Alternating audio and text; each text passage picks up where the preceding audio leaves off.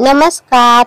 Jaishankar Maheshwari YouTube चॅनेलवरती तुमचे सर्वांचे सहर्ष स्वागत. आपला आजचा विषय आहे लाल बहादूर शास्त्री या विषयावरती सुंदर मराठी निबंध. तुम्ही जर चॅनेलवरती नवीन असाल तर प्लीज चॅनेलला लाईक आणि सबस्क्राईब अवश्य करा. चला तर मुलांनो, आपला आजचा विषय आहे लाल बहादूर शास्त्री यांच्याविषयी सुंदर मराठी निबंध. साध्या जीवनाची तेजोमय कहाणी.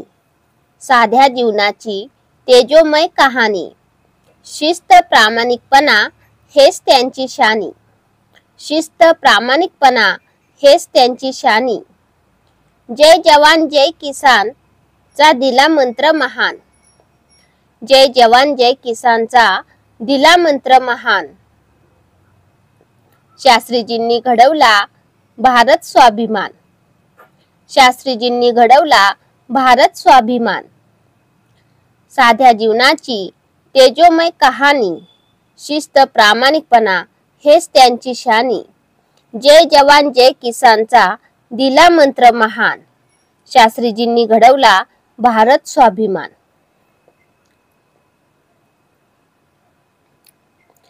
भारत भूमी ही महान संत, साधू, महात्मे आणि थोर नेत्यांची भूमी आहे. अशाच महान नेत्यांपैकी एक म्हणजे भारताचे दुसरे पंतप्रधान लाल बहादूर शास्त्री. त्यांचा जन्म 2 ऑक्टोबर 1904 रोजी उत्तर प्रदेशातील मुगलसराय येथे झाला.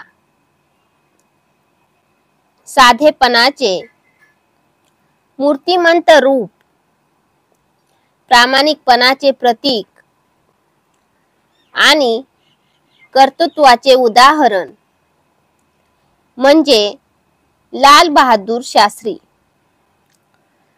शास्त्रीजींचे बालपण अत्यंत गरिबीत गेले.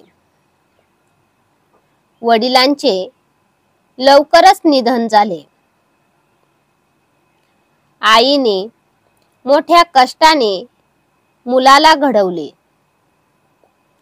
शिक्षण घेत असताना ते नेहमी साध्या जीवनाचा अवलंब करत.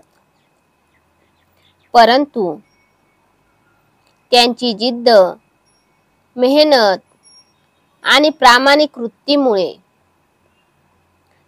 ते पुढे मोठे झाले. स्वातंत्र्य चळवळीत त्यांनी सक्रिय भाग घेतला आणि तुरुंगवासही भोगला. अडचणींना न मानता कधी हार. अडचणींना न मानता कधी हार. धैर्याने चालला शास्त्रीजींचा दरबार.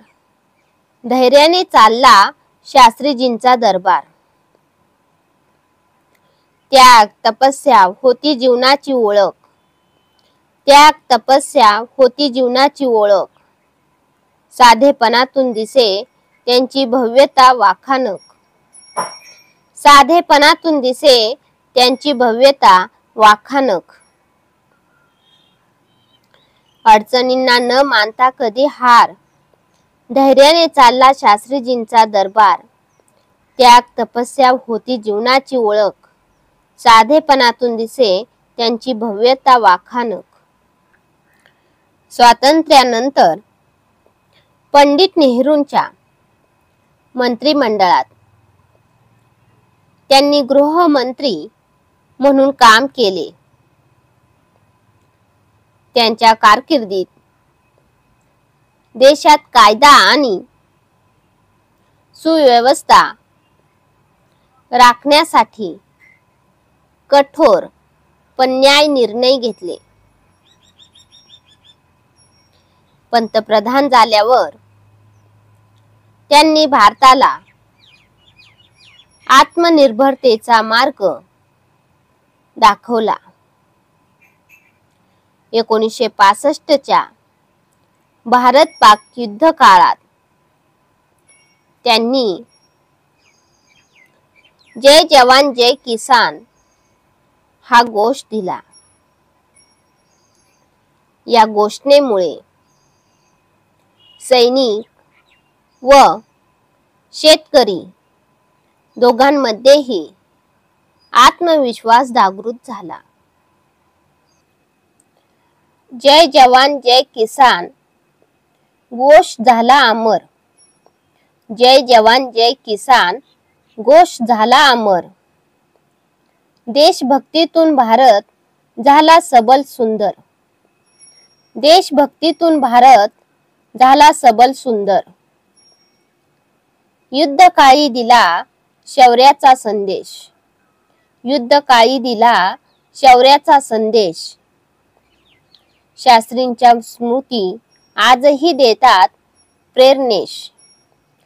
शास्त्रींच्या स्मृती आजही देतात प्रेरणेश. जय जवान जय किसान घोष झाला अमर. देशभक्तीतून भारत झाला सबल सुंदर. युद्धकाळी दिला शौर्याचा संदेश. शास्त्रींच्या स्मृती आजही देतात प्रेरणेश. शास्त्रीजींचे जीवन साधेपणाने ओतप्रोत भरलेले होते. ते नेहमीच सत्य आणि प्रामाणिकतेवर विश्वास ठेवत. त्यांनी कधीही संपत्ती, वैभव, कीर्ती यांचा मोह केला नाही.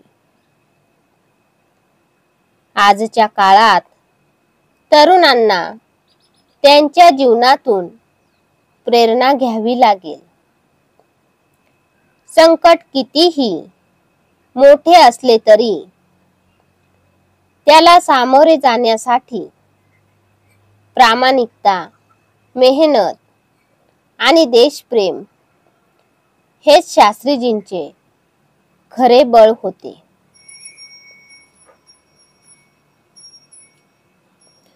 सत्य साधेपणाची दिली शिकवण. सत्य साधेपणाची दिली शिकवण.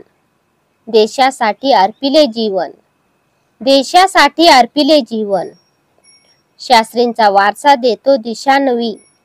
शास्त्रींचा वारसा देतो दिशा नवी. त्यांच्या स्मृतीतून उगवते प्रेरणेची किरणे सुवर्णवी. त्यांच्या स्मृतीतून उगवते प्रेरणेची किरणे सुवर्णवी. सत्य साधेपणाची दिली शिकवण. देशासाठी अर्पिले जीवन. शास्त्रींचा वारसा देतो दिशा नवी. त्यांच्या स्मृतीतून उगवते प्रेरणेची किरणे सुवर्णवी. लाल बहादूर शास्त्री हे खऱ्या अर्थाने जनतेचे नेते होते. त्यांचे विचार, त्यांची प्रामाणिकता आणि त्यांचा साधेपणा हीच त्यांची खरी ओळख होती. देशभक्ती, शिस्त आणि आत्मनिर्भरतेचा संदेश देणारे शास्त्रीजी आजच्या पिढीला आदर्श आहेत. आपण सर्वांनी त्यांच्या जीवनातून प्रेरणा घेऊन देशाच्या विकासासाठी योगदान दिले पाहिजे. धन्यवाद. चला तर मुलांनो, तुम्हाला माझा आजचा व्हिडिओ कसा वाटला ते तुम्ही कमेंट्स मध्ये नक्की कळवा व माझ्या चॅनेलला लाईक आणि सबस्क्राईब अवश्य करा व शेजारील बेल आयकॉन वरती क्लिक करा, म्हणजे तुम्हाला माझ्या नवीन व्हिडिओचे नोटिफिकेशन मिळत राहील. Thank you.